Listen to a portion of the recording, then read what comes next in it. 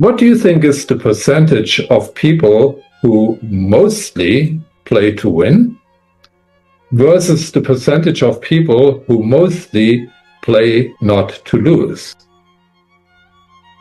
What do you think? Give it a shot. Well, it's actually 7% mostly playing to win and 93% mostly playing not to lose. The next question is, what do you think how we are born? Are we born to play to win or born to play not to lose? Or is it half-half or some like this, some like that? What do you think?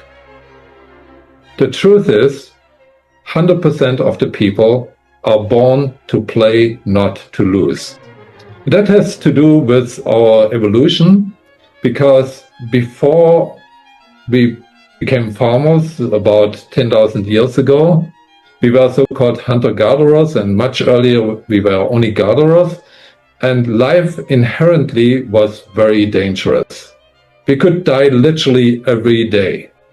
In fact, we would wake up in the morning and make sure, how do we make sure that we don't die today, right? I'm not sure how many of you wake up in the morning and think, what could I die of today? I think it's very few people who think that every day because they're maybe in a war situation or something like that.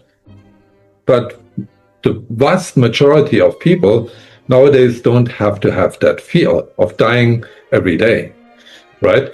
And so why do we then still mostly play not to lose?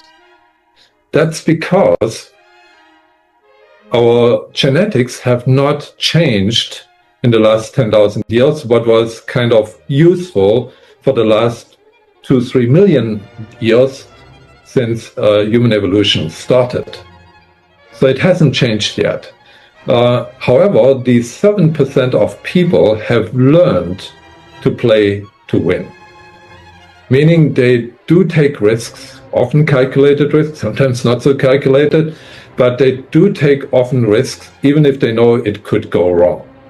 Yeah, but they think of possibilities, how to deal with it in case it happens. But what is it really at the core that makes that difference between those people who mostly play to win and those people who mostly play not to lose? And it's the so-called secure basis.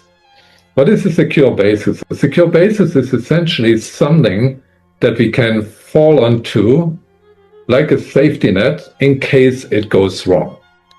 For some people, a secure basis is a huge bank account. For some people, it's their family. For other people, it's their dog. I know for myself that I'm part of these 7%. And for me, my secure basis is that I have that belief in myself that even if it goes wrong, I find a way to get out of the hole and continue. Yeah, so it can be different things for different people. And if you want to take more opportunities in life, and if you want to play more often to win, then you need to ask yourself, what is my secure basis?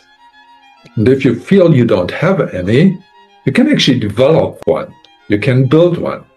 You would need to ask yourself, what makes me feel more secure? What is it that I would like to have as a safety net? And then try to build that, try to work that out.